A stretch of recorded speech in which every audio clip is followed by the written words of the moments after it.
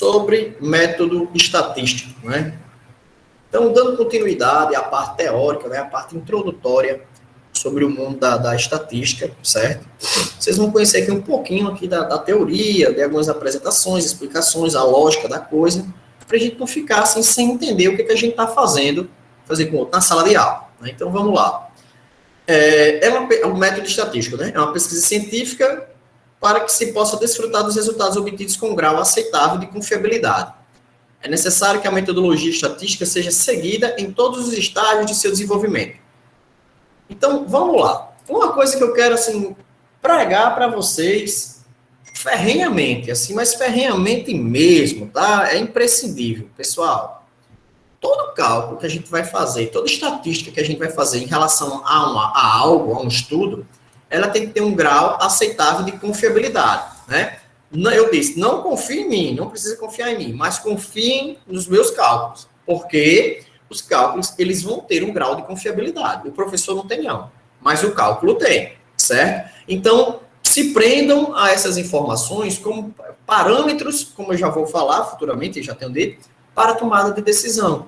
Então, existe um passo a passo. Se você não segue esse passo a passo, pessoal, não vai rolar, não vai ficar legal, você vai perder tempo, vai perder dinheiro e você não vai chegar no objetivo tão almejado, tá bom? Então, as etapas, ele fala aqui, ó, planejamento de pesquisa, coleta de dados, organização desses dados, análise e interpretação. Ele fala aqui detalhadamente, né, ó, o que é o planejamento da pesquisa? De forma resumida, o planejamento de uma pesquisa passa pela definição dos seguintes fatores. Então, o planejamento da pesquisa nada mais é do que você preparar, certo? Fazer como o outro. O passo a passo do que você pretende realizar, do seu problema, do seu problema, né? De como você pretende organizar isso, e, digamos assim, e por aí vai, tá bom? Então, ele vai mostrar aqui muito bem como organizar esse passo a passo. Aí você vai, professor, para que eu preciso aprender isso? Sempre passa isso na cabeça da pessoa. Pessoal, ninguém aqui, nem do curso de administração, nem do curso de contábeis, consegue escapar de estatística num TCC. Para começar a conversa, não existe TCC sem estatística. Você vai precisar de um cálculo, você vai precisar de uma representação, um argumento matemático para justificar, provavelmente, algum do seu resultado. Seja com um gráfico, seja com uma tabela, seja com uma análise mínima que seja de um cálculo médio de alguma situação, mas precisa, tá? Não existe TCC sem estatística, então fica a dica de um mínimo aí que vocês vão utilizar. Fora que eu não vejo estatística longe não, sem estar totalmente inserido no mundo da gestão, né? Tanto na gestão, no mundo que eu digo assim, da administração, como na gestão no ambiente contábil, que são gestões diferentes, né? Futuramente vocês vão entender isso melhor. Então, vamos lá. Primeira coisa que a gente precisa aprender, ou delimitar, definir, né? O problema de pesquisa. Sem a definição precisa do problema a ser investigado, não é possível iniciar um processo de pesquisa. A definição do problema requer uma revisão da literatura sobre o tema estudado, sobre o tema em estudo. Pessoal, ele está falando aqui de uma maneira científica, mas vamos para a prática. Eu gosto de levar a parada para a prática, tá? Não adianta, pessoal, você pegar, chegar no seu ambiente de trabalho e dizer assim, poxa, onde é que eu posso aplicar a estatística aqui? Pode ter certeza. A primeira coisa que você vai ter que definir é onde você quer aplicar. Geralmente, onde a gente quer aplicar, você associa a criação de um problema. Não é que exista um problema no setor, não, tá? É um problema que você quer analisar. Como assim um problema que você quer analisar? Exemplo, vamos supor que você tem uma empresa que vende bem, que está toda organizada, está tudo bonitinho. Não existe problema na empresa. Mas, não existe essa empresa, né? Mas supondo para ter uma vibe aqui positiva, né? Mas você diz assim, poxa, como é que eu faço para analisar quanto eu vendo? Daqui é o exemplo mais simples possível, né? Quanto eu vendo em média na minha empresa? Poxa, como é que eu consigo analisar qual é o faturamento médio do meu escritório? Como é que eu consigo analisar como eu distribuo as despesas, por exemplo, as saídas de caixa em valores proporcionais a períodos de um mês? Ao primeiro quarto, segundo quarto, né? No caso, primeira, segunda, terceira e quarta semana. Como é que eu crio uma tabela para isso, para mostrar isso? Tem como? Claro que tem. Existem infinidades de formas, tá? Então, isso tudo que eu falei aqui, uma empresa passa sem isso? Até passa. Passa, sem problema. Mas que bom você poder ter uma ferramenta e conhecimento para usar isso. Por quê? Lá na frente eu vou dar exemplos que vocês vão entender que a aplicabilidade desse cálculo, dessa ferramenta, traz para você informações que olho nenhum desse mundo dá. Então, a gente vai ver isso com calma. Primeiro, preciso que vocês entendam que vocês precisam identificar com precisão qual é o problema trabalhado, né? Aqui ele fala de uma maneira um pouco científica, né? Ele já cita a questão da revisão da literatura, né? Que quando você for escrever sobre algo, antes de você escrever sobre algo, você tem que ler muito sobre ele para poder proporcionar um problema adequado ao que está sendo exposto, né? Dito dentro daquele tema, né? A formulação dos objetivos. Ó. A elaboração dos objetivos de uma pesquisa deve ser feita de uma forma bastante clara, pois todas as demais etapas da pesquisa estarão direcionadas a tais objetivos. Resumindo, vai ser padronizado o que você está buscando. O atendimento ao objetivo geral do estudo normalmente requer formulação de objetivos específicos, que são indicadores de quais características devem ser medidas ou observadas para compor o quadro final de um fenômeno em estudo. Pessoal, traduzindo isso aqui em minhas palavras, quando você delimita um objetivo, esse objetivo ele tem que vir junto de objetivos específicos. Esses objetivos específicos, eles vão dar suporte a esse objetivo maior. Ah, eu quero entender sobre o faturamento da minha empresa. Poxa, primeiro que você vai ter que analisar é o quê? O valor de venda, volume de venda diário, em determinado intervalo de tempo, quais são os maiores compradores, qual é o período que existe essa demanda perceptível. Então, você vai conseguir delimitar isso de acordo com o problema que você quer analisar, né? Existem diversos tipos de pesquisa, tá, pessoal? Ele fala aqui, ó. Cabe aqui a elaboração de um delineamento geral da pesquisa quanto aos fins, né? Quanto aos meios utilizados, quanto à unidade de análise, quanto à técnica e instrumento de coleta de dados e quanto ao tipo de análise que será empregado. Tudo isso aqui a gente vai ver aqui na sequência, tá? Então, ele vai dizer aqui, ó, quanto aos fins, né? Existe estatística exploratória, descritiva, explicativa, metodológica, aplicada e intervencionista. Professor, você vai ensinar cada uma delas? De jeito nenhum, tá? A parte teórica, pessoal, a gente se prende quando você for fazer a pesquisa, certo? Essa parte teórica de como cada uma funciona aqui, a gente deixa para o momento em que você for definir o problema, tá? Porque cada uma aqui tem uma metodologia. Então, tem uma disciplina só para isso, pode ter certeza, tá? Então, não vamos esquentar com isso aqui agora, que essa parte aqui é bem teórica mesmo. Aos meios, né? Ó, você pode fazer pesquisa de campo, que é a mais comum, né? Vale ressaltar. Pesquisa de laboratório, com experiências. Pesquisa documental, né? Bibliográfica. Através de experimentos, né? Participando da ação e por aí vai. São maneiras que você pode desenvolver sua pesquisa, tá? Vamos só para apresentar mesmo, só questão de saber que existe, certo? Sobre a unidade de análise. Um dos passos primordiais no delineamento de uma pesquisa é a decisão sobre quem serão os sujeitos a serem pesquisados e como eles serão selecionados. Essa parte a gente vai entrar no detalhamento, tá? Surgem aqui os conceitos de população e amostra, cuja definição resumida é apresentada a seguir. Então, vamos lá para a gente poder entender essa parte. Pessoal, quando ele citou aqui, vou até voltar para a gente discutir, ó. A decisão sobre quem serão os sujeitos a serem pesquisados e como eles serão selecionados. Cara, sinceramente, se isso aí falhar, nada na sua pesquisa vai ter valia. Você pode gastar o dinheiro do mundo todinho, o tempo do mundo todinho.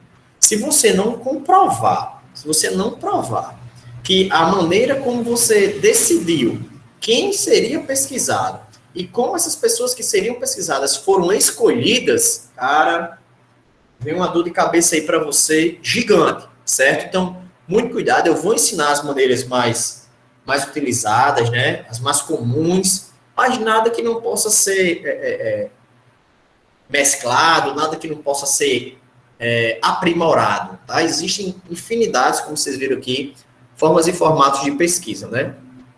Então, vamos lá.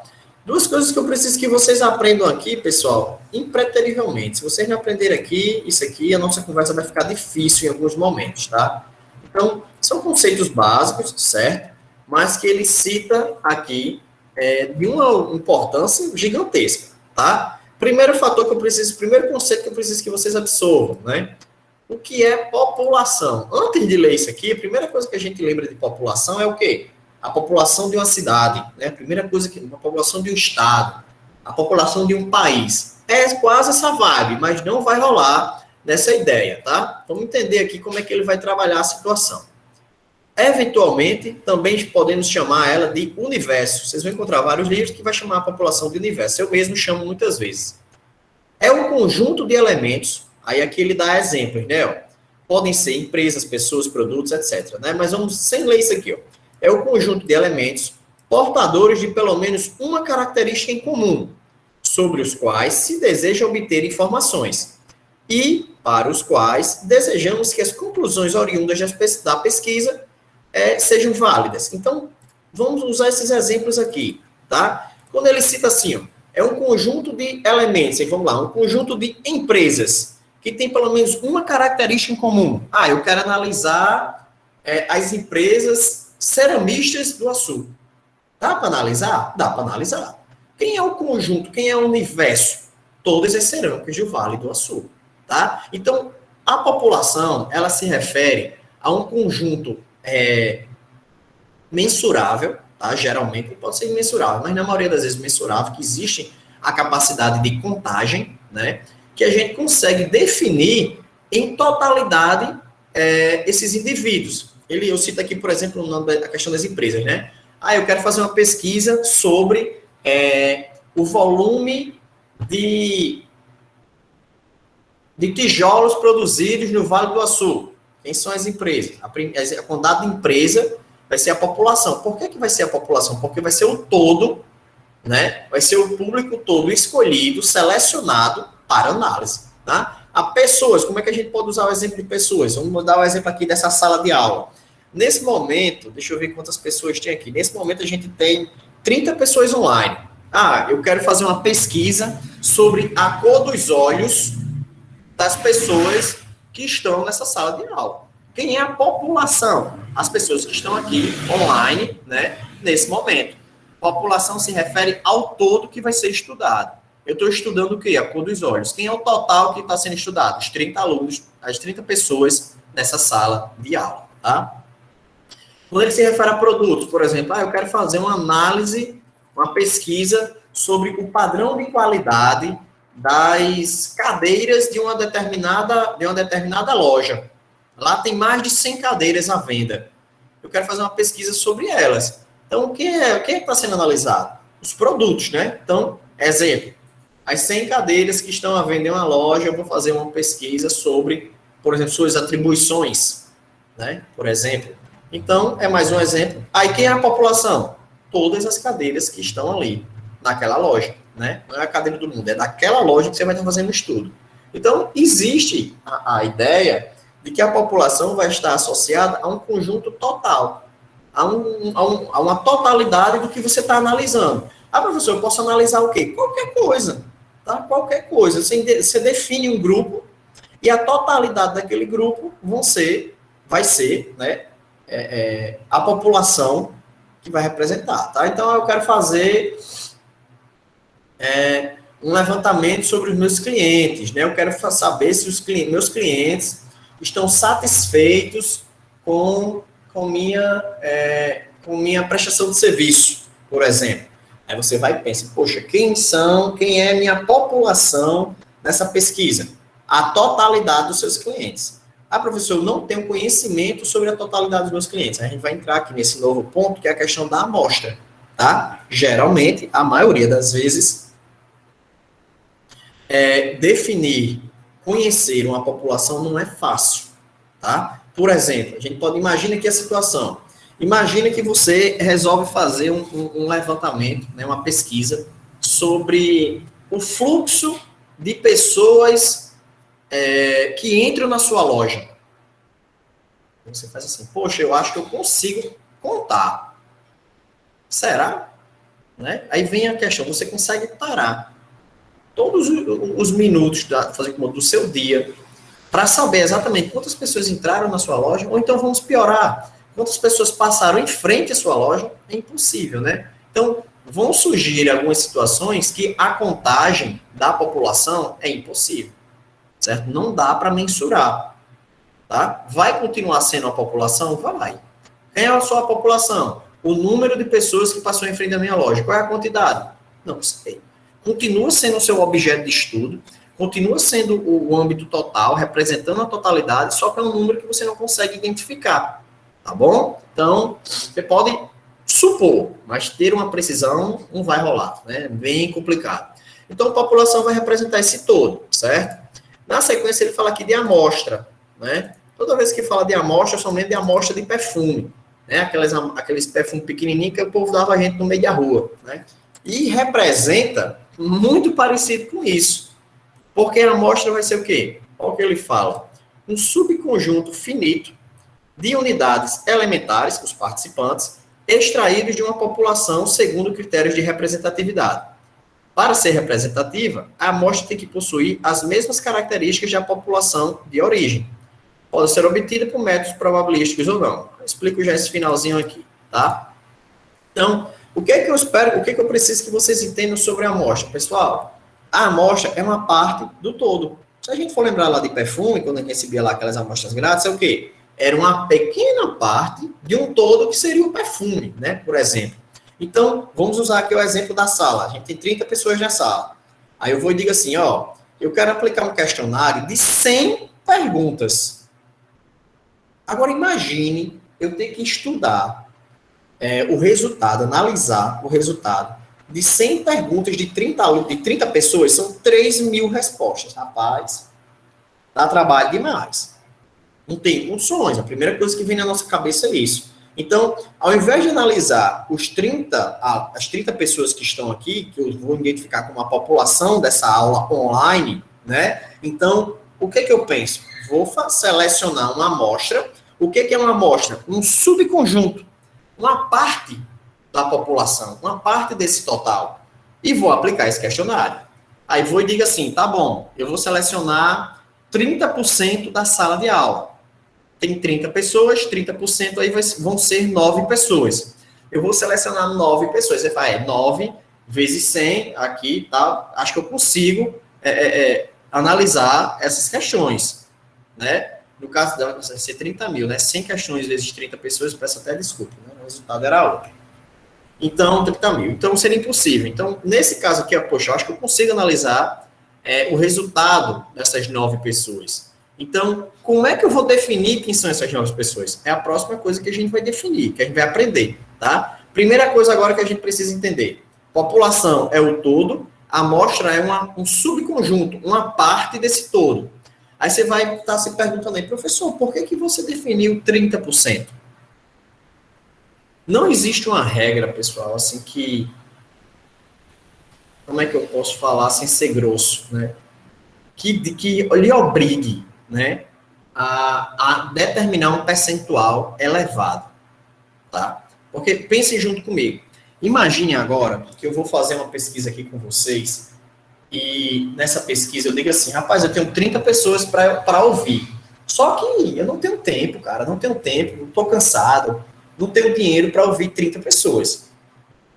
Aí você vai dizer assim, então escute 25. Não, 25 ainda é muito. Mas 25 seria top, né? Estaria bem próximo dos 30. Você estaria ouvindo quase todo mundo, que maravilhoso. Aí você vai assim, não, 30 não, eu vou ouvir 20. Aí 20 você já cai para 66%.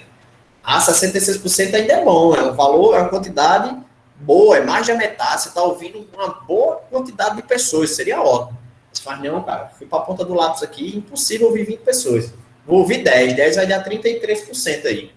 Você faz assim, 10 pessoas ainda é bom, 33% é uma quantidade legal. Ou não, será que é? Não, cara, não dá, 10 pessoas não, eu só vou ouvir 3, 10%.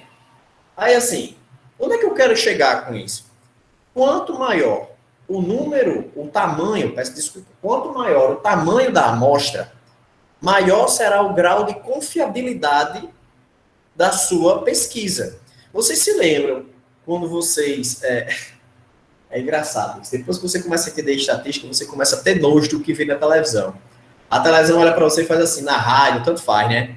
O cara chega para você, fiz uma pesquisa eleitoral, né? Nessa pesquisa eleitoral foram ouvidas 2.000 pessoas. Pô, 2.000 pessoas é gente pra caramba, beleza, show de bola. Aí você faz assim, foi analisado e percebeu-se que candidato A tem 53% das intenções de voto, né? Candidato B tem 40% das intenções de voto e 7% não souberam opinar ou estavam em dúvida. E você escuta desse jeito, né, na televisão? Aí o cara vai dizer no final. Podendo haver uma margem de erro de 2% para cada. Pessoal, isso é uma mentira, assim, mas é uma mentira assim, monstruosa. Tá? Por que é uma mentira monstruosa? Se você for calcular isso de verdade, imagine 2.000 pessoas. Eu vou usar o exemplo de Açu, viu? Que é uma cidade pequena, relativamente pequena. Né? Imagine 2.000 pessoas dentro de um total de 30.000 votantes. De 40.000 votantes. Vamos dar um exemplo de 40.000 votantes. Acho que a Açu não tem isso tudo, não. Tem 25, eu acho. Mas supondo dentro de uma cidade de 40.000 votantes. Pessoal, 2.000 dentro de 40.000 dá 5%, pessoal. Qual é o grau de confiabilidade de 5%? É pequeno. Vai ser bem pequeno. Tanto que, ultimamente, vocês veem que as pesquisas eleitorais, né, estão cada dia mais distante do que acontece nas urnas. Né? Então, está cada dia mais absurdo o que é apresentado na TV, o que é apresentado no boca a boca, né? Por quê? Porque é manipulado. E é uma das coisas que eu vou discutir isso com você. A gente está falando de eleição, mas imagine isso dentro da sua empresa. Imagine isso dentro do seu negócio. Imagine que você tem uma loja, sei lá, você vende roupa. Aí você faz assim, poxa, toda semana, vou botar todo mês. Todo mês eu recebo mais ou menos, vou nem falar em média que é bonito. Eu tenho aproximadamente 100 vendas. 200 vendas. Vou botar 200 vendas. E eu quero fazer uma pesquisa de satisfação com o produto, em relação ao produto que elas estão adquirindo, se elas estão gostando, se elas indicam. Eu quero fazer uma pesquisa, quero fazer um estudo sobre isso. Aí você faz assim, tá, eu tenho 200 clientes, eu vou ouvir quantas? Conselho, se você for rico, né, tiver dinheiro e tempo, escuta 200. Só que ninguém tem esse tempo e ninguém tem esse dinheiro, certo? Aí você faz assim, não, tá bom, 200 é muito, eu vou tentar ouvir aqui então só 10%. Vou ouvir 20 clientes. Beleza, que seja. Você vai tentar, você selecionou uma amostra. Quem é a população? Os 200 clientes que você atendeu esse mês. Quem é a amostra? Um subconjunto. Quem é o subconjunto? Os 20 que você pretende selecionar. Aí olha o que você faz. Eu vou selecionar aqui minhas amigas, que minhas amigas vão falar bem. Peraí, velho. Ah, eu não vou... tem fulaninha, mas fulaninha vive falando mal da minha loja. Não vou aplicar a pesquisa dela não, porque ela vai meter o sarrafo aqui e os números vão ficar ruins. Então, é mais ou menos isso que acontece hoje nas pesquisas eleitorais. Se perde o grau de confiabilidade pela má seleção dos participantes. Não existe uma aleatoriedade justa, né? Muito menos uma quantidade mínima aceitável de pessoas ouvidas. Então, é bem complicado a gente trabalhar com pesquisa quando a gente vê que a pesquisa é mal feita. Então, uma dica que eu dou a vocês, quando forem pesquisar, prezem por pesquisas bem elaboradas, tá? No seu ambiente de trabalho, ou no meio da rua, seja lá para o que você for usar. Selecione bem, defina bem a população, para você conseguir definir melhor ainda a amostra, tá ok? Leandro. Oi. Caso, por exemplo, a gente vai fazer uma pesquisa com 100% de pessoas, aí o melhor seria que a gente entrevistasse 50%. Com o quê? Desculpa, eu não entendi. Perdão. Por exemplo, digamos que a gente tem 100 pessoas. Certo. Aí o melhor seria que fizesse essa pesquisa, digamos, com 50% delas, né? Não, Nádia, é complicado. É porque, assim, eu não posso dizer... se você perguntar assim, Leandro, qual é o ideal? O ideal sempre vai ser todo mundo. Só que quem danado tem tempo para ouvir todo mundo? E se você me disser assim, Leandro, se eu fizer com 50 é top? É top pra caramba, é muito bom com 50 pessoas, é metade, é 50%. Só que eu vou lhe adiantando, você não vai conseguir fazer com 50 pessoas. Vai continuar sendo muito tempo, vai continuar sendo muito empenho. Então, assim, é raro, tá? Qual é a vantagem? O que eu digo a você? Por exemplo, Quando eu vou fazer uma análise, eu vou fazer uma análise pessoal de minhas despesas. Eu analiso 100% das minhas despesas, que é para eu poder saber onde está indo cada centavo do meu dinheiro. Se eu analisar só uma parte, não vai me servir de muita coisa, né? Não vai representar algo justo. Então, o que é que eu digo para todo mundo quando alguém me pergunta qual é o ideal? O ideal é 100%, o ideal é todo mundo. Mas se você, agora imagine você ter, sei lá, 10 mil clientes. Se você for selecionar 10%, que são 1.000 pessoas, é muito. Você não consegue ouvir 1.000 pessoas. Dá um trabalho gigantesco, você vai precisar de um software para isso. Então, assim, Leandro, é um trabalho manual. Um trabalho manual, eu sempre digo, um trabalho manual, quando você escuta 50, 100 pessoas, é fácil, comparado a trabalhos que eu já vi, já presenciei. O que deixa um trabalho difícil? O tamanho do questionário, o tamanho da pesquisa. Porque, por exemplo, se eu aplicar aqui um questionário agora assim, Nádia, aqui tem 30 pessoas, qual a cor dos seus olhos? E fizer essa pergunta para os 30, em 5 minutos eu respondo esse questionário. Eu tenho uma pesquisa 100% confiável com os resultados sobre a cor dos olhos. Agora, se eu for fazer assim, vou, né, obviamente, incrementar o questionário. Qual a cor dos seus olhos? Qual a cor do seu cabelo? Qual a sua altura? Qual o seu peso? Quantas vezes por mês, quantas vezes por semana você pratica atividade física? Quantas horas por dia você utiliza o celular? E por aí vai. Quanto maior o questionário, você bota aí 10 perguntas aqui, que eu falei, 10 perguntas para 30 pessoas, vão ser 300 respostas que eu vou ter que analisar. Já começou a ficar chato. Já começou a ficar complicado. Então, é sempre o que eu digo, depende do seu tempo. Se você tiver tempo e dinheiro para aplicar no máximo de pessoas, você sabe que o resultado vai ser muito mais próximo da realidade. Se eu ouvir só 10 alunos, eu vou encontrar uma altura média. Eu vou encontrar uma renda média. Eu vou encontrar uma quantidade de horas média de utilização do celular. Eu vou encontrar aproximadamente a maior quantidade de cabelos de determinada cor, vai ser tal. Mas eu posso dizer que aquilo é 100% preciso? Não, não posso. O que eu vou dizer é o quê? Que essas pessoas que eu selecionei representam 30 pessoas. Eu ouvi 10. Essas 10 pessoas vão representar um todo, que são 30. Mas dizer que elas representam fidedignamente, que representam exatamente as 30, aí não vai rolar. Então, é sempre o que eu lhe digo. Se você tem 100 pessoas aí para analisar, se você vai ouvir 50, a chance de você ouvir algo muito próximo da realidade é bem interessante, é bem relevante, tá? Pode ser que dê azar? Pode ser que dê azar. A gente até vai conversar sobre isso, tá? Sobre essas possibilidades. Mas, me antecipo, ouvir metade de um grupo é muito relevante, tá?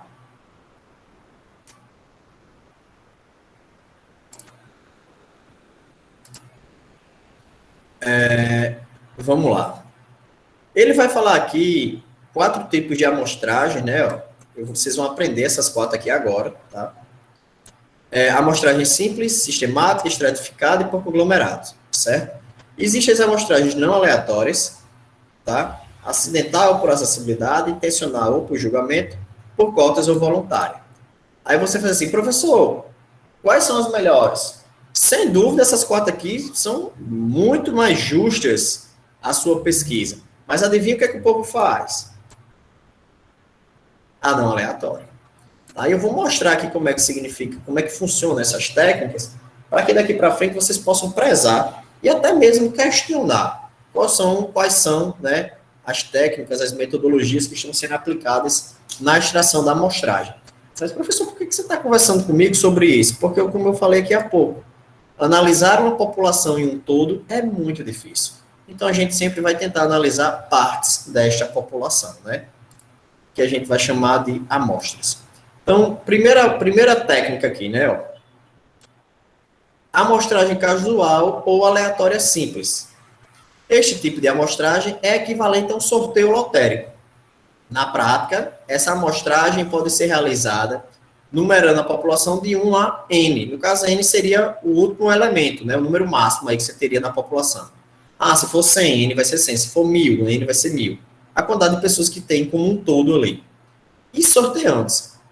A seguir, por meio de um dispositivo aleatório qualquer, K números, né, determinada quantidade de números dessa sequência, os quais corresponderão aos elementos pertencentes à amostra. Vamos pegar aqui um exemplo para ficar mais fácil de entender. Vamos obter uma amostra representativa para a pesquisa da estatura de 90 alunos de uma escola. Como é que a gente seleciona, como é que a gente delimita uma amostra dentro desses 90 alunos? Primeira coisa que a gente vai fazer, a gente vai numerar os alunos. Cada aluno vai receber um número que vai representar ele. 1, 2, 3, blá, blá, blá, até 90. Né? Quando ele fala aqui até N, no caso desse exemplo aqui, N vai ser 90. Escrevemos os números de 1 a 90 em pedaços iguais de um papel, colocando-os dentro de uma caixa. Aí a gente está ensinando a fazer um sorteio, né? Agitamos sempre a caixa para misturar bem os pedaços de papel e realizamos 1 a 1 9 números que formarão a amostra. Nesse caso, 10% da população. Então, vamos lá. Por que esse tipo de amostragem é citada por primeiro e é dita como interessante? Simples, pessoal. Vamos usar aqui o exemplo da sala. Vamos supor que eu tenha, dentro dessa sala de aula, 3 pessoas que eu tenho amizade, que são meus colegas, né? São colegas do meu dia a dia. Aí eu faço assim, poxa, eu vou fazer uma pesquisa agora de qualidade para saber se os alunos gostam da minha aula. Mas eu vou perguntar a esses 3 aqui que eu já tenho amizade, né? Os caras vão falar bem e tal. É justo? Não, não é justo. Qual é a característica... quais são as características obrigatórias nesse tipo de amostragem? Primeira, conhecer o total de elementos. Se eu não soubesse quantas pessoas tem aqui online, seria impossível fazer um sorteio, né? Como é que eu vou fazer um sorteio para todo mundo se eu não sei quantas pessoas tem aqui? Eu vou fazer um sorteio para dar um iPhone para quem mora em Açu. Eu sei quantas pessoas moram em Açu? Eu conheço todas as pessoas que moram em Açu? Não, então é impossível fazer esse sorteio. A não ser que se inscrevam. Aí sim, não seriam para pessoas que moram em Açu. Seriam para pessoas que se inscrevessem no sorteio. Muda a população em questão, tá? Então, nesse exemplo aí, ele conhece o todo, são 90 alunos, tá? Segunda característica obrigatória. Todos os participantes devem ter a mesma chance de ser selecionados. Então, se eu fosse fazer um sorteio aqui na sala, eu não podia escolher, não, vou escolher, deixa eu ver aqui, Nádia, porque Nádia é mais alta. Aí eu vou escolher Tiago, porque Tiago está sentado na frente. Não. Todos têm que ter a mesma chance de serem escolhidos. Qual é o jeito mais fácil de todo mundo ter a mesma chance? Sorteio. Existe, nesse exemplo aqui, existe uma chance dentro de 90, né? De você ser o escolhido. E todos têm a mesma chance. Quando um for escolhido, você vai ter agora uma chance dentro de 89, depois uma chance dentro de 88, até os 9 serem selecionados. Nesse exemplo aqui, ele não está a fim de ver ou de buscar a altura dos 90, ele resolveu escolher 10%, 10% de 90 é 9, né? Então, esse número aí, ele delimitou como amostra para representar, né, a população de alunos que estão sendo analisados, né, dessa determinada escola, tá? Então, resumindo, amostragem, um sorteio, mas só rola se você conhecer todos os participantes, tá? Se você conseguir identificar, né, a quantidade de todos os participantes. Tranquilo, né? Essa daí, bem de boa. Amostragem proporcional estratificada. Agora vem uma novidadezinha. Eu gosto muito dessa daqui, tá? Mas vamos lá. Muitas vezes, a população se divide em subpopulações, que a gente chama de estratos. Como é provável que a variável em estudo apresente de extrato em extrato um comportamento heterogêneo, comum, né? Dentro de cada extrato, convém que o sorteio dos elementos da amostra leve em consideração tais extratos. É exatamente isso que fazemos quando empregamos a amostragem proporcional estratificada, que, além de considerar a existência dos extratos, obter os elementos da amostra proporcional ao número de elementos do mesmo. Traduzindo isso aqui em meias palavras, eu vou tirar uma quantidade justa de acordo com aquele subgrupo. Professor, me dê um exemplo desse subgrupo? Vamos continuar no exemplo dos alunos. Ó. Supondo, no exemplo anterior, que dos 90 alunos, 54 sejam meninos e 36 sejam meninas. Vamos obter a amostra proporcional estratificada. São, portanto, 2 estratos. sexo masculino e sexo feminino. Então, agora ele subdividiu, né? Ele pegou os 90 alunos e dividiu ele em duas categorias, em duas subpopulações, né? Em dois subgrupos, que a gente chama aí de estratos. O do sexo masculino e o sexo feminino. E ele disse que quer uma amostra de 10%. 10% a gente já viu no exemplo anterior, que são 9 pessoas, né? A gente já viu aqui, ó, que serão 9 pessoas o número de selecionados. Como é que ele seleciona 9 pessoas nessa situação? Então, ele foi lá e fez um cálculo. Ele estratificou através de um cálculo. Fez uma tabelinha, né? A primeira tabelinha bonitinha que vocês estão encontrando. Identificou o sexo masculino e feminino. População total masculino 54, total feminino 36. Total analisado 90. Como é que eu tiro 10% de cada? 10 vezes 54 dividido por 100, 5,4. 10 vezes 36, né? 36 é a quantidade do sexo feminino, né? Ó, atenção aqui que ele fez 10 vezes 54 aqui, que é os 10% vezes 54, o resultado dividido por 100, que é para tirar o percentual.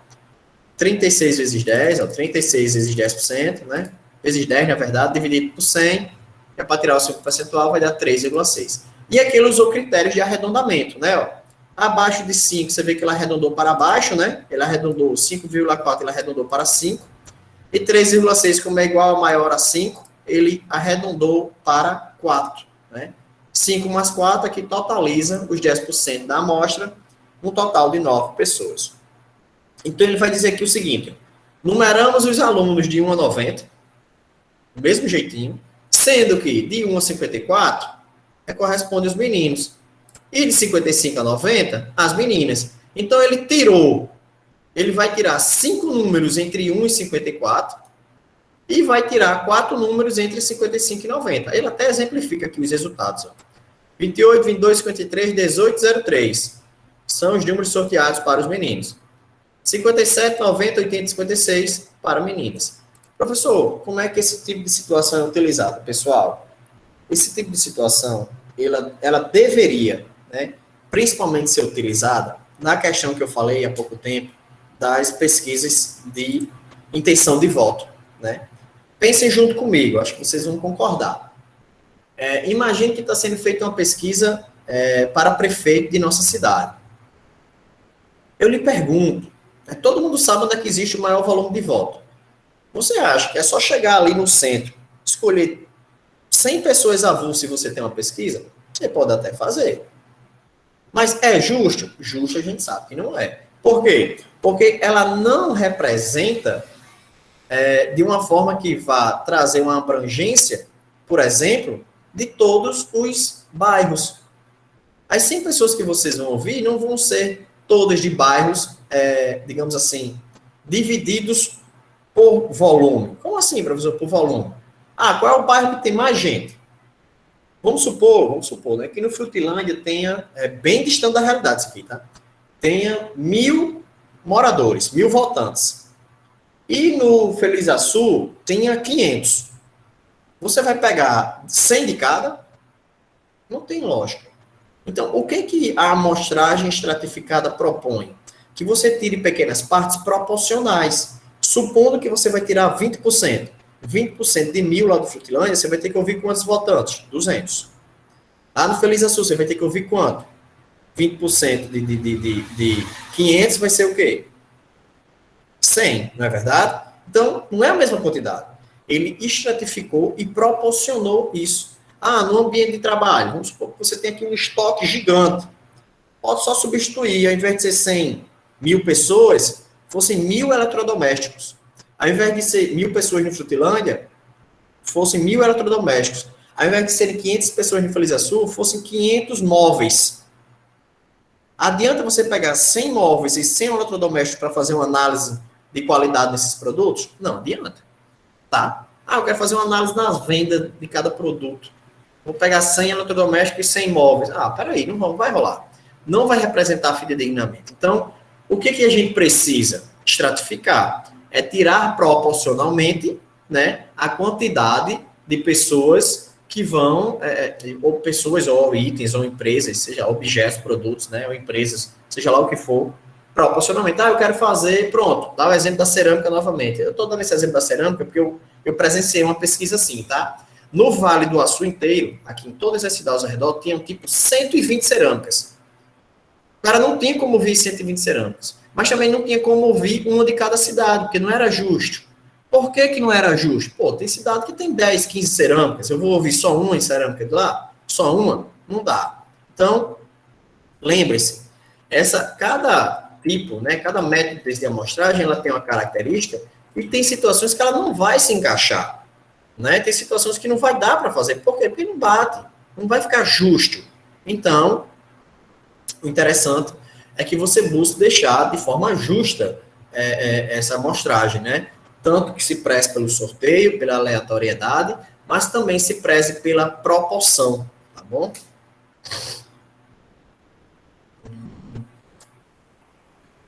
Amostragem sistemática.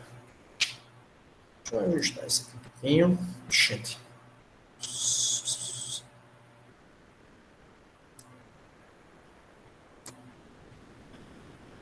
Quando os elementos da população já se acham ordenados, não há necessidade de construir um sistema de referência.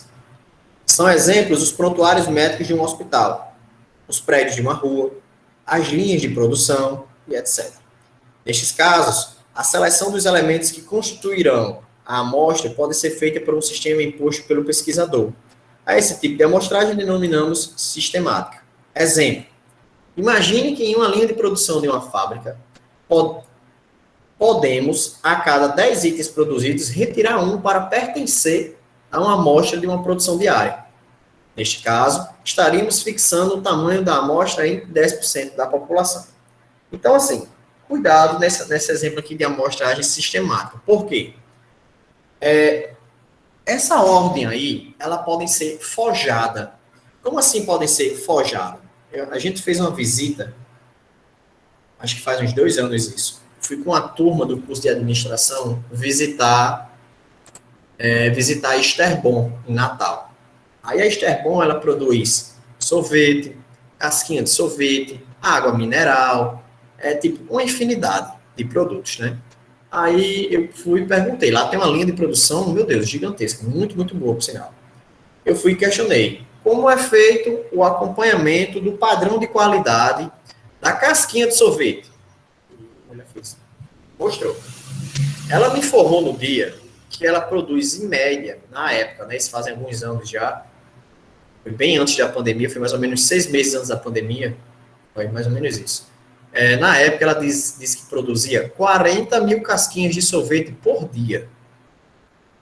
Como é que você acompanha o padrão de qualidade de 40 mil casquinhas de sorvete por dia? Por incrível que pareça, o exemplo dela foi exatamente associado, né, que se encaixava nesse exemplo aqui de uma amostragem sistemática. Ela não, obviamente, né, ela não repassa isso para os funcionários. Por que não repassa isso para os funcionários? Imagine que o funcionário diz assim, ó, rapaz, a galera lá do setor de qualidade, a cada 2 mil casquinhas que a gente faz, eles pegam uma caixa para ver se a caixa está dentro do padrão. Tamanho, peso, cor, espessura, sabor. Então, quando for dando aqui perto das 2 mil, dá uma caprichada. Entendeu? Que existe uma forma de burlar isso. Então, como é que geralmente acontece?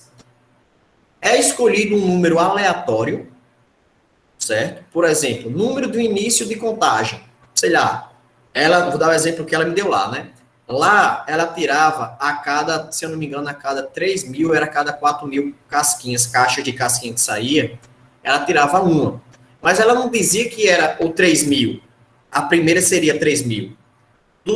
Da primeira caixa até a 3 mil, podia ser selecionado qualquer número. Por exemplo, foi selecionada a caixinha de número 87. Sorteava, né? Era bem aleatório, bem interessante lá. Então, ele ia lá, pegava a caixinha de produção no lote número 87, analisava, aí fazia assim, pronto. Aí só que óbvio que ela não vai dizer isso ao setor de produção, né? Para não ter manipulação. A cada 3 mil caixas, ela pegava uma nova caixa. Então, na caixa 3.087, ela pegava outra caixa. Na caixa 6.087, ela pegava outra caixa. Na caixa 9.087. E todo dia era um número diferente. A primeira caixa selecionada foi a caixa 1.420. Então, pegava lá a primeira caixa do dia, 1.420. Depois, a caixa 4.420. Depois, a caixa 7.420. E assim sucessivamente. Então, para que serve isso? Para gerar, obviamente, uma imprecisão dentro do setor de produção. Ele não sabe se ele vai fiscalizar a primeira caixa ou a caixa de número 3.000, né? Então, é uma sistemática que funciona bem, tá? Principalmente em linha de produção, funciona muito, muito bem mesmo. E você, quem está na linha de produção, se vê pressionado a manter o padrão de qualidade. Geralmente, pessoal, esse padrão de qualidade, ele começa a ser... Ele toma um certo risco quando existe um volume muito grande, como esse é o exemplo de casquinha. Porque, por exemplo, se fosse um exemplo de geladeira. Eu produzo 5 geladeiras por dia. Dá para olhar as 5, pô. Liga lá na tomada, vê se as 5 está funcionando. Mas se você produzir 15 mil geladeiras por dia, é impossível olhar as 15 mil geladeiras. Né? É muito comum, eu já vi muito isso acontecer nas lojas nessas lojas de eletrodomésticos, de imóveis, eletromóveis, né, que chama quem sou. O cara compra um caminhão de mercadoria, aí vem 20 geladeiras, 20 fogão, 20 ar-condicionado, só um número, exemplo africano, tá? 40 ventilador, 30 cama, 15 colchões, viu? Uma troçaiada do tamanho do mundo. Esse caminhão passa o dia inteiro descarregando. Por quê? Porque é descarregando e testando. Porque para ele é mais interessante, ele julga, né? Ser mais interessante testar, desembalar um por um e testar um por um, do que arriscar ter que trabalhar com o processo de devolução. Graças a Deus, a logística do nosso país está evoluindo, né? Essas problemáticas com devolução, a cada dia que passa, acontecem cada vez menos. Então, antigamente se tinha esse trabalho. Hoje em dia a mercadoria chega, o cara derruba tudo, encosta tudo, só confere a quantidade, bate no olho mesmo a quantidade com a nota, e é isso. E lá na frente, se tiver um processo de devolução, devolve, que, né, vai se encaixar dentro do mesmo processo de logística. Né? Então, obviamente, existem formas e formas de acompanhar, né? E, consequentemente, hoje em dia, a maneira sistemática é a maneira que funciona bem, tanto no acompanhamento como na elaboração de uma pesquisa. Por exemplo, outro exemplo que daria certo, né? Quero fazer uma pesquisa de qualidade com os alunos da faculdade. Impossível ouvir todos os alunos, eu vou lá para a portaria. A cada 20 alunos que passam, eu escolho um. Ei, Major, responde isso aqui para mim. Ela vai lá e responde. É uma sistemática? É. Ninguém sabe quantos alunos vão entrar. Se você não tiver conhecimento médio da população, você não sabe quantos alunos entram lá por dia, mas você quer a cada 20 escolher um. Né? É aleatório, porque você não sabe quem vai chegar, é impossível você saber quem vai chegar, e você só é tendencioso se quiser, né? Tipo, eu vou selecionar o 19º porque eu conheço, estuda comigo. Não vai rolar. Né? Siga um padrão de acordo com o que você definiu, certo? Deu para entender aí a sistemática, a forma que a amostragem sistemática funciona, né? Deixa eu ver uma coisa aqui. Aqui, pessoal, eu não vou nem trabalhar. Eu não vou nem forçar nisso aqui, porque é tanta teoria, é muito moído, sabe? Mas vamos lá. Ele vai dar aqui alguns conceitos, né? Dos conceitos fundamentais em estatística surge a função... Oi, André. Professor, Elo, é só para me dizer que eu estou assistindo com o André Lucas, que o meu computador deu um problema, tá? Tá, quando eu fizer a chamada, aí você... Tá. Porque... Tá certo, é porque eu pensei que o sistema avisava. Tá avisando também, é porque agora eu estou tendo que fazer dos dois. Eu tanto estou fazendo aqui, como estou fazendo também nesse negócio aí que eu não vou lembrar o nome. Tá bom. Obrigada. Tá? Então, aqui, dois conceitos fundamentais em estatística surgem em função da unidade de análise. Parâmetro. O que é um parâmetro?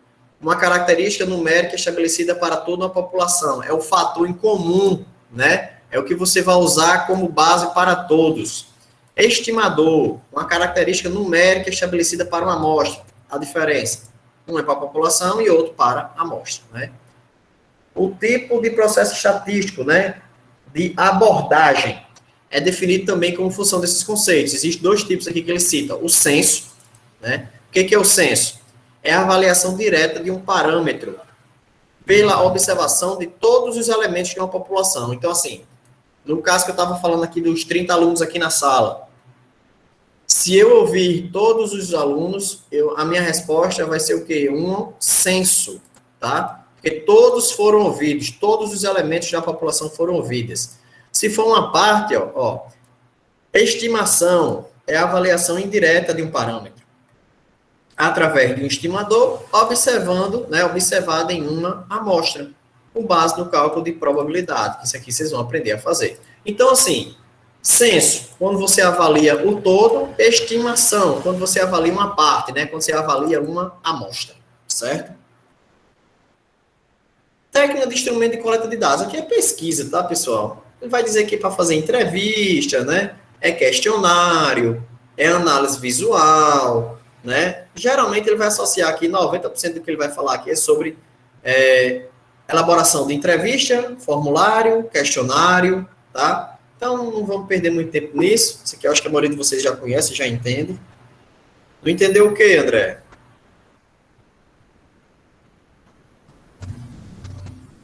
Foi eu que levantei, Leandro. É só para perguntar se você vai colocar esse material no AVA. Vou colocar hoje. Hoje eu já coloco no AVA. Tá bom? Okay. Você não entendeu que parte, André? Para mim poder voltar da parte que você não entendeu.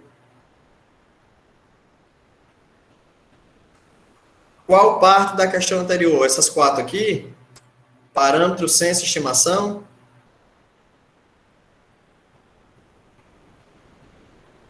Os 4, você entendeu parâmetro e estimador ou não?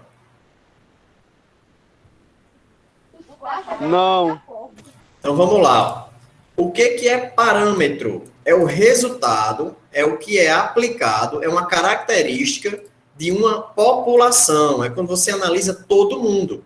Por exemplo, quando eu analiso, por exemplo, aqui, todos os alunos dessa sala, na cor dos cabelos, na cor dos olhos, por exemplo, o resultado ele vai dizer aqui o seguinte, parâmetro aplicado, tá? Parâmetro aplicado, cor dos olhos, 5, cor preta, 3, cor verde, 2, cor castanho, e por aí vai. Parâmetro, ele se associa a uma característica do todo, tá? Estimador é uma característica estabelecida a uma amostra. É a mesma coisa que eu falei agora, só que de um subgrupo, de uma parte menor, entendeu? Maria Eduarda está falando que não entendeu. Essa parte aí também? Entendeu agora? O que é que eu preciso que você entenda? Característica de uma população, parâmetro. Característica de uma amostra, estimador. É só um nome dado, tá? É só o nome que está sendo dado à situação. Ok? Tem nada de... Entendi. No caso, é a mesma coisa de população total. A amostra é uma parte do total. Isso mesmo. É isso aí, tá? E aqui é um nome que é dado ao resultado. Quando você faz uma pesquisa dentro de uma população, o nome disso se chama censo. Quando você faz uma pesquisa e o resultado encontrado... quando você faz uma pesquisa em uma amostra e tem um determinado resultado. O nome desse resultado é chamado de estimação. Tá? Censo é o que analisou, é a resposta do todo. Estimação é um resultado de um estudo de uma parte. Por exemplo, aqui na sala de aula. Fiz a pesquisa sobre grau de satisfação do ar-condicionado da sala. Se eu ouvir todo mundo, eu tenho um censo sobre o grau de satisfação do ar-condicionado da sala. Se eu ouvir 20%, eu tenho uma estimativa sobre o grau de satisfação da qualidade do ar-condicionado na sala. Ok? É só nomenclatura utilizada.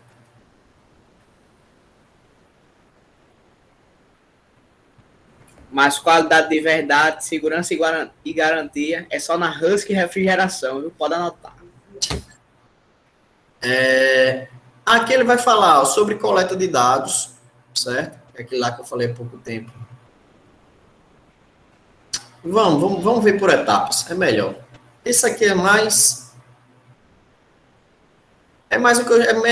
de um mesmo do que eu já falei, tá? Mas eu vou ler aqui bem rápido. Coleta de dados. Nessa etapa, o pesquisador... É porque a gente já começou, né? Ali a gente estava sobre a questão da amostragem, vamos continuar no exemplo. A etapa da coleta de dados, para a gente concluir isso aqui. Nessa etapa, né? Imagine que você já definiu tudo isso aqui, né? Técnicas de amostragem e tal. Nessa etapa, o pesquisador ou um seu preposto sai a campo para aplicar o instrumento de coleta de dados escolhido. Geralmente é o quê? Um questionário ou um formulário. No caso de coleta de dados junto a pessoas, é altamente recomendável que o pesquisador leve uma carta de apresentação do estudo que está sendo realizado, esclarecendo ao entrevistado o aspecto de confidencialidade conferida às suas respostas, e como é usual na maioria dos casos de pesquisas de opinião, alertando de que não existem respostas certas ou erradas, pois o objetivo da pesquisa normalmente é de captar suas expectativas e percepções sobre o fenômeno ou tema em estudo. Então, ele vai dizer aqui, o que é a coleta de dados? É o cara que vai para o campo, né, aplicar um questionário, um formulário, aplicar uma entrevista em determinados indivíduos, e ele sempre deixa claro, né, que aquelas respostas não serão atribuídas a ele como pessoa, é só um levantamento de informação e que não existe certo ou errado. A gente só quer conhecer a sua opinião, tá? Organização dos dados. Isso aqui geralmente é a parte que dá mais trabalho, né? A organização dos dados provenientes de uma pesquisa normalmente requer a elaboração de uma folha de respostas para cada questão apresentada. Modernamente, usa-se o conceito de banco de dados aplicado às informações provenientes de uma pesquisa. É montada uma tabela, geralmente utilizando o Excel, né, questões gráficas e afins, formulações gráficas e afins, onde as linhas representam os casos, né, ou as pessoas que responderam, e as colunas representam as questões, sendo que nas intersecções, né, nas células, são marcadas as respostas previamente codificadas para cada questão. Então, aqui ele dá um exemplo de organização, né, dos dados, que nada mais é do que você pegar todos os dados das respostas que você aplicou, dos questionários que você aplicou, e organizar eles, né, centralizando cada pergunta e todas as suas respostas, né. Nessa etapa, deve também ser realizada a crítica dos dados obtidos, para identificar e tratar casos suspeitos, erros de amostragem, erros do pesquisador, do entrevistador, do entrevistado, ou a falta dessa resposta. Essa crítica dos dados, vou dar um exemplo aqui para vocês entenderem melhor. Vamos supor que você está fazendo um levantamento que pede a altura das pessoas. E por erro de escrita, ou por desatenção... Oi, Pedro.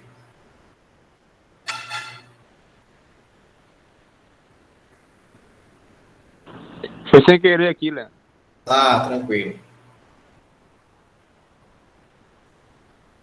Érida, o que você não estiver entendendo, vá parando. Ó, professor, não entendi isso, porque você não está entendendo muito bem o quê? Porque eu vou e repito. Você está vendo aí que a galera tá perguntando e eu estou repetindo. Até agora é só teoria, não tem muita coisa até agora. A gente só viu o que é mais relevante até agora. As técnicas de amostragem. O resto são só conceitos, tá bom? Então, continuando. E vá falando, é só me dizer, ó, professor, isso aí, repite isso aí de novo que eu não entendi, que eu repito sem nenhum problema, tá? Então, assim, os dados, geralmente, quando são organizados, eles geram tabelas, gráficos, né? Aquelas coisas que a gente é acostumado a ver em jornal, que a gente é acostumado a ver em revistas, que a gente é acostumado a ver como resultados das pesquisas, né? Pode ser uma barra subindo ou tá descendo, já é uma tabela, já é uma maneira de reduzir os dados, que isso vocês vão aprender, tá? Uma das coisas que a gente mais vai aprender aqui são técnicas de redução de dados, que é quando você faz uma pesquisa, encontra uma porrada de informação, certo? E vai poder transformar esse monte de informação em algo visualmente mais compreensível. Eu ainda estou em censo e estatística, para baixo eu não entendi mais nada. Aonde? Aqui, você entendeu esses dois, né? Entendi. Pronto. Aqui eu só estou falando de como coletar os dados. O que é coletar os dados? Pegar os dados. Como é que você faz quando você vai fazer uma pesquisa, como é que você coleta os dados de uma pesquisa? Perguntando, não é verdade? Você elabora o quê? Questionário, formulário. Você vai buscar pessoas para que as pessoas possam lhe responder. Concorda? Concordo. Então, isso é a coleta de dados. É você elaborar um questionário, você pega esse questionário e vai até as pessoas. Só isso. De uma maneira resumida. É como você vai receber as informações. Entendeu? Entendi. Aí, segundo passo, organizar os dados coletados.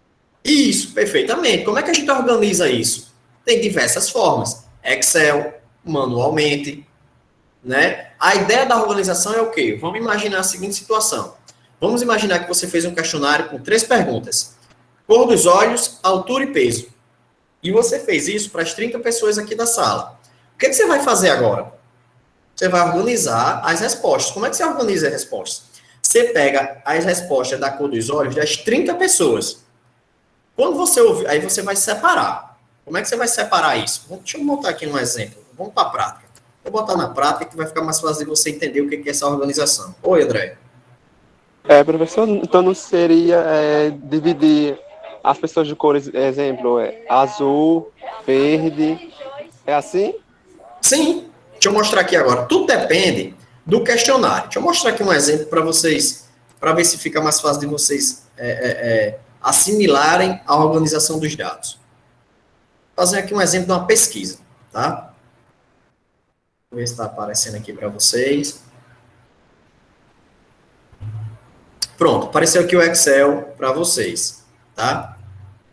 Vamos criar aqui uma pesquisa. Primeira pergunta, cor dos olhos, certo? Aí vou botar aqui, entrevistados. Ou então, vou botar aqui. Vou chamar eles de números, tá?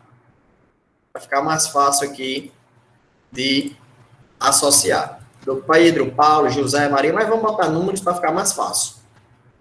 E vamos supor que vai aqui até os 30 que estão aqui na sala, por exemplo. Cor dos olhos. Até 10 para a gente entender. Cor dos olhos. João respondeu que era preto. Maria respondeu que era castanho. Azul. Preto. Opa! Menino, preto. Preto. Castanho. Preto. Azul. Não, verde. Verde. Preto. Vamos supor que essas foram as respostas, tá? Isso aqui significa o quê? Coleta de dados. Eu apliquei um questionário e vocês me responderam isso. Aí, beleza. Altura. 1,85. 1,60. Opa. 1,35. 1,80. 1,66. 1,47. 1,92. 2,1. 1,73. Opa, desculpa. Foi direto aqui por errado. 1,73 e 1,68. Beleza. Peso. 65. 88,45. 111,05. 93. 65,8. 87,2. 95,4,4. 66,6. 71,5 e 83,3. Isso aqui, pessoal, nada mais é do que o quê? Coleta de dados. Agora vocês vão fazer o quê? Organizar isso aqui. Como é que a gente organiza isso aqui? Primeiro, vamos fazer aqui a organização desses dados, né? Para criar uma tabela, tá? Então, vamos lá. Primeira coisa que eu vou analisar, cor dos olhos. Então, eu tenho aqui, ó, preto, castanho, azul, peraí. Eu tenho agora outro preto, tenho agora outro preto, eu tenho agora outro castanho, outro preto, um verde, outro verde e outro preto. Agora começa a entrar os fatores de contagem. Total de pessoas com olhos pretos, 5. castanho 2, azul 1, verde 2. Com isso aqui, pessoal, já dá para montar um gráfico de barra, por exemplo. Como é que ficaria um gráfico de barra para isso aqui? Exemplo. Na verdade, eu vou até melhorar. Eu vou botar agora em ordem crescente. É uma coisa, ou decrescente, tanto faz, tá? Vou botar aqui em ordem crescente. Opa. Para vocês entenderem qual é a vibe. Aqui, ó. Um gráfico aqui, vou formar um gráfico rapidinho. E vou fazer mal feito, não vou nem usar nada do Excel, tá? Cor dos olhos. Respostas. Espera aí.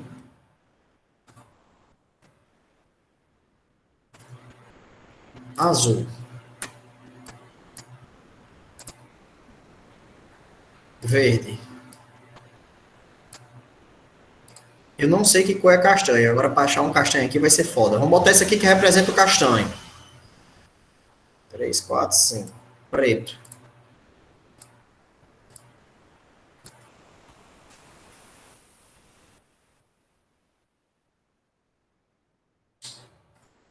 Um, 2, 3, 4, 5. Aqui, ó.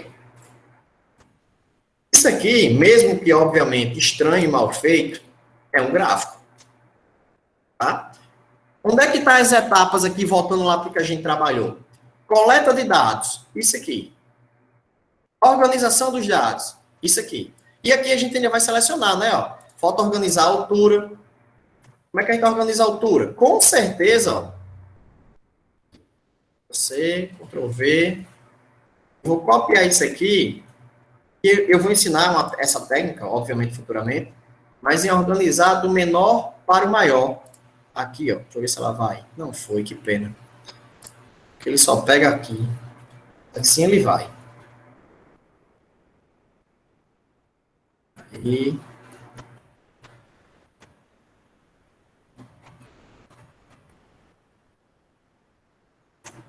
Assim vai dar certo.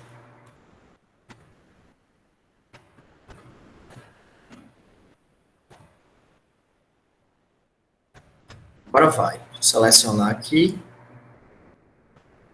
Não tá indo. Agora foi. Pronto.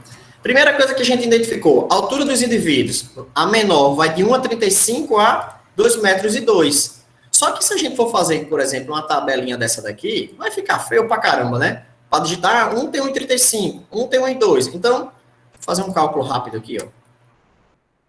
Esse.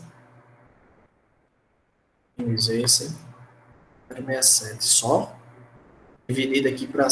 Dividir isso aqui para 4. Só um minutinho, só uma conta besta que eu estou fazendo aqui, tá? 20 centímetros eu vou botar. Então, eu vou criar aqui uma tabela também para altura, ó. Para altura. Aqui uma para gente. Pessoas entre 1,30 e 1,50.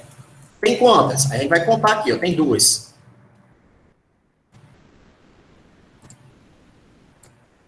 Pessoas entre 1,50 e... Vou botar aqui 1,50 de novo, porque eu explico depois como é que funciona isso, tá? Só para não perder aqui a linha. Aqui. Pessoas entre 1,50 e 1,70, tem quantas? Tem 1, 2, 3 pessoas. Marcar um gráficozinho aqui também. 3. Pessoas entre 1,70 e 1,90. Entre 1,70 e 1,90 vai ter 1, 2, 3. 3 também. Pessoas entre 1,90 e 2,10. A gente tem 2 pessoas. Ó, aqui. Dados organizados. Tem uma tabela demonstrando como funcionou, né, como se percebeu, tá, a altura dos indivíduos. Aqui a gente vai fazer a mesma coisa com o peso. Vai selecionar, classificar do menor para o maior, criar intervalos e apresentar tabulado. Isso aqui se chama organizar os dados. A próxima etapa que a gente viu lá, deu para entender agora, pessoal, qual é a ideia de organizar os dados? Deu para entender qual é a vibe, pelo menos? Ficou mais fácil assim. Pois é, pode pedir, pessoal. Ó, falei, não entendeu? Professor, exemplifica. Que no exemplo fica. Tá vendo como ficou mais fácil de entender? É só pedir ajuda que não tem erro aqui, não tem gancho comigo, não. É só falar. A próxima etapa, que não tá aí, que não tá aparecendo, eu vou ler aqui, tá? E vou mostrar lá, ó, bem rapidinho. Eu vou ler aqui na outra para não precisar tirar a projeção aqui. Ele vai dizer, ó, análise e interpretação é a última etapa, tá? Nessa etapa, os dados que cada quesito são analisados em confronto com as hipóteses iniciais, objetivos específicos e referencial teórico sempre que possível. No caso de TCC, né? E preparados para a apresentação. O tipo de análise a ser feita deverá obedecer ao planejamento previamente estabelecido, sendo procedida pela apresentação dos dados em forma tabular ou gráfica. Olha, eu fiz uma forma gráfica, né? Eu prefiro de uma forma tabular, tá? Vocês vão aprender a maneira tabular, porque a maneira tabular é mais inteligente. A forma gráfica é isso aí, é um desenho, não acho legal, tá? Ou ambas, quando isso contribuir para um maior esclarecimento ou melhor entendimento do fenômeno, tá? Então, voltando aqui para a tabela, ó. Vamos fazer uma análise? Vamos fazer uma análise. Aqui foram quantas pessoas? 10, né? Aqui, ó. 20%. Estou começando a fazer uma tabular, tá? 30%. 30%. E aqui, 20%. Eu acabei de criar, pessoal, uma análise. Ó, deixa eu fechar isso aqui para ficar bonitinho.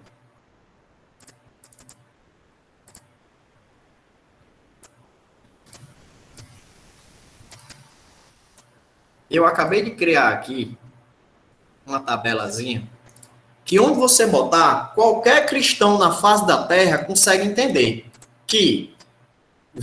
faltou aqui os números, ó, desculpa. 1, 2, 3, que é o máximo, né? E tem que ter a quantidade, perdão.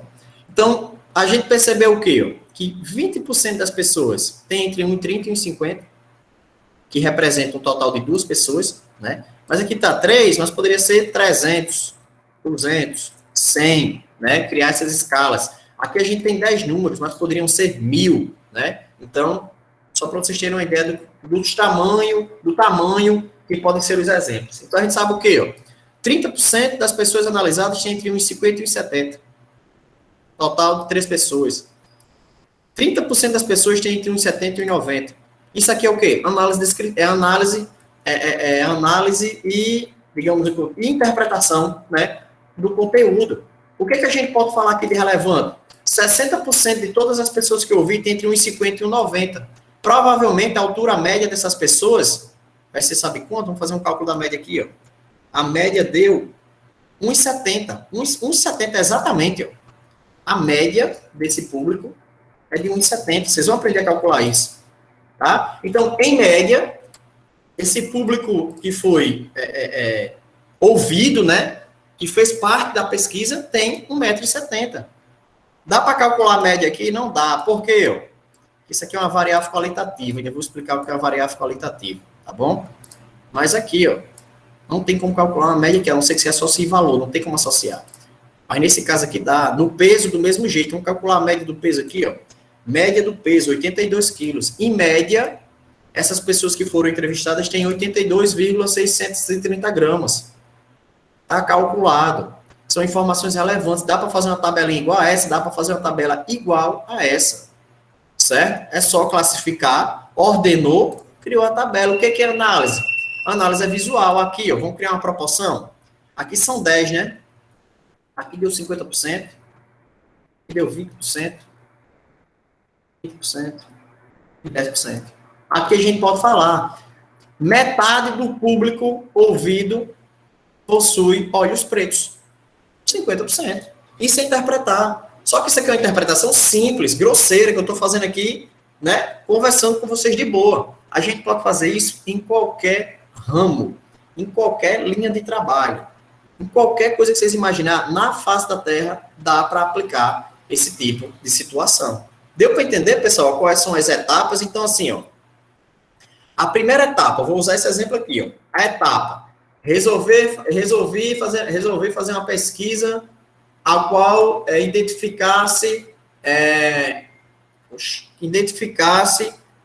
características, né, atributos dos meus alunos. Quais foram as características? Cor dos olhos, altura e peso. Esse é o objetivo da minha pesquisa.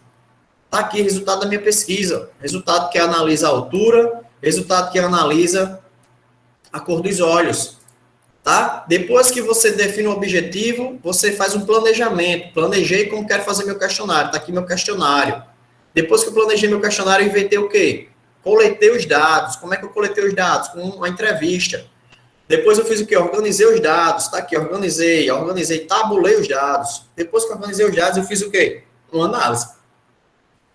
A análise eu fiz agora aqui, ó. 60% das pessoas que estão aqui e foram analisadas, foram entrevistadas, possuem entre 1,50 e 1,90.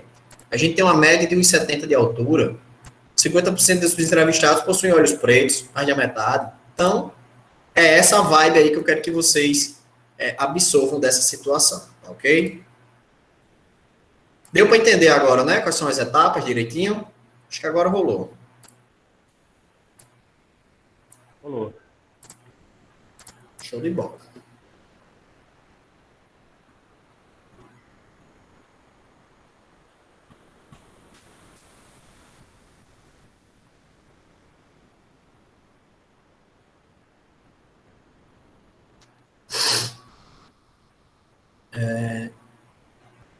Dados variáveis. Será que dá tempo isso aqui, hein?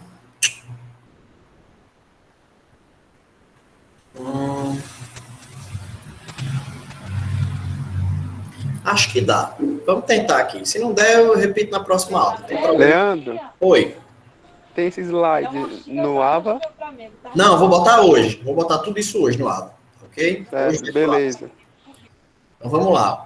Tipos de variáveis, tá? Vocês viram aí que a gente fez ali umas exemplificações, mas toda linha de pesquisa, ela precisa muito identificar a sua variável para poder saber qual rumo vai tomar. Como assim, ó? Vamos lá.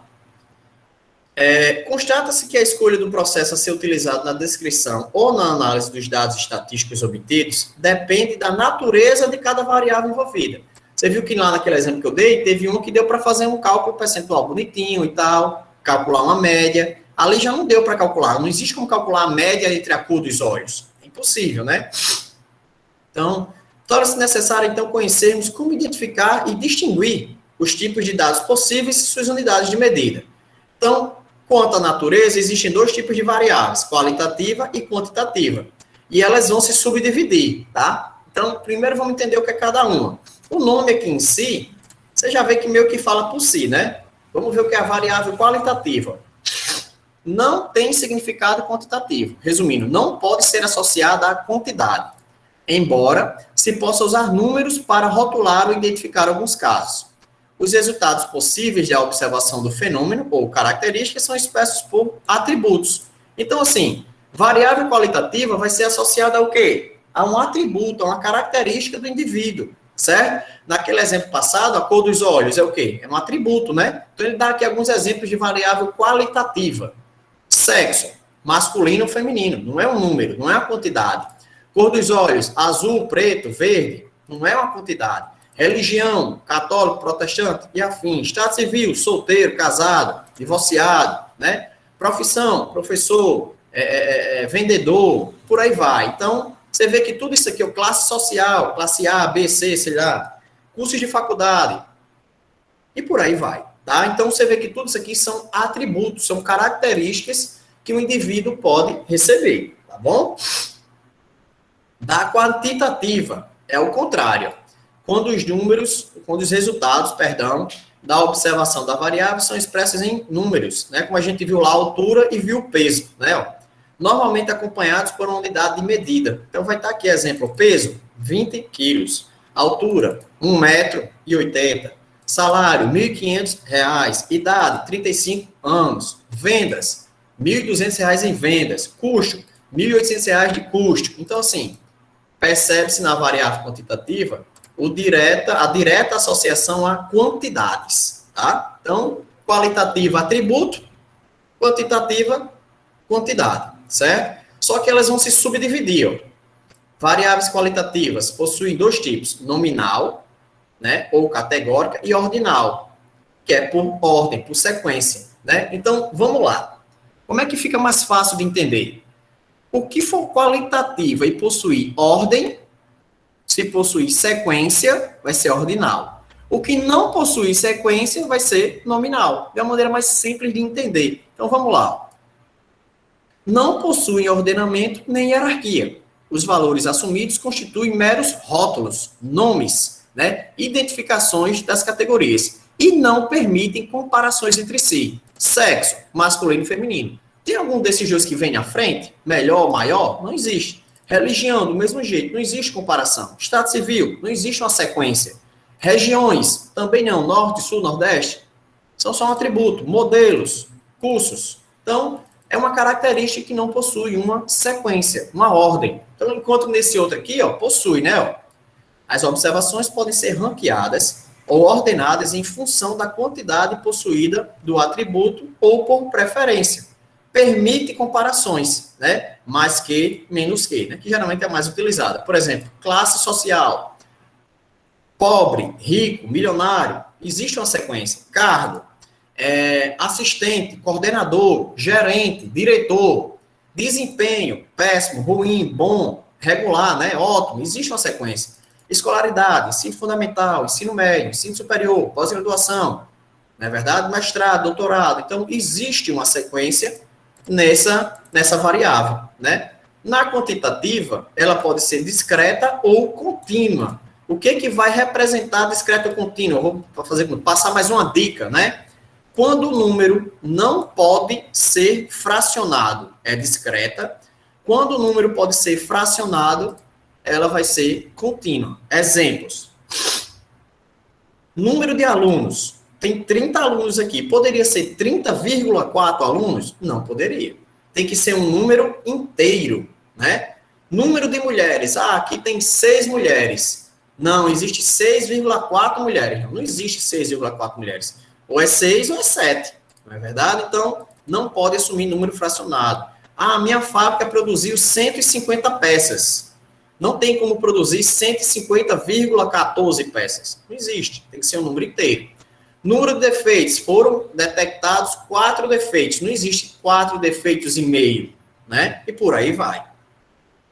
Enquanto na variável contínua, ela tem essa permissão de assumir um número fracionado. Por exemplo, peso. Rapaz, meu peso é de 80 quilos. Professor, 80 é um número inteiro. Beleza, mas poderia ser 80,12 quilos? Poderia. Então, se puder, mesmo que o número esteja inteiro, mas se puder ser um número fracionado, vai ser uma variável quantitativa contínua, tá bom? Então, a altura é 1 metro, 2, 3? Pode ser, mas pode ser 1,85 m? Pode. Pode ser 1 metro, 2 metros e 15? Pode. Volume do mesmo jeito? Pode ser 1 litro e 400 ml? Pode. Então, se pode ser fracionado, né? Tempo, 1 hora, 2 horas, mas pode ser 2 horas e 15 minutos? Pode. Salário, mesmo jeito. Pode ser R$10,14? Pode. Você pode fracionar variável contínua, né? Deu para entender aqui a vibe, né? É simples, né? É tranquilo, não tem nada demais. Se é atributo, primeiro você define se é atributo ou não. Se é atributo... Poderia voltar, por favor? Posso repetir. A contínua? A contínua, qual é a característica da contínua? Poder assumir um valor fracionado. O que é um valor fracionado? É um valor após a vírgula. Entendeu? Por exemplo, o peso. Eu tenho 110 quilos e 300 gramas. Esse 300 gramas é aquela mesma coisa. Poderia ser uma pessoa? Poderiam ser 110 pessoas, 300? Não poderia. Se puder assumir essa parte fracionada, é uma variável contínua. Se não puder, é uma variável discreta. Entendeu? Porque, por exemplo, primeira coisa que você pensa, é um número inteiro. Vamos dar um exemplo.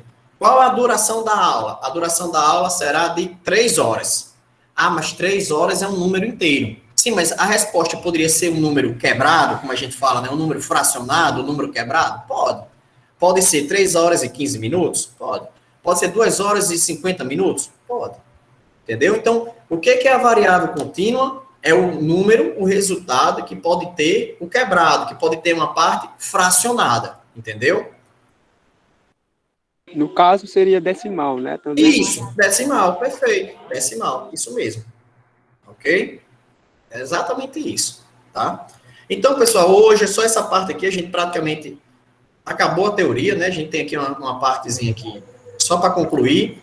Na próxima aula, a gente já começa a aula respondendo os exercícios, a gente vai responder junto, para ver se esse conteúdo entrou direitinho. Isso aí vai, esse assunto aí vai estar lá no AVA, né? Vai. Eu vou ver se eu coloco aqui agora. Esses 4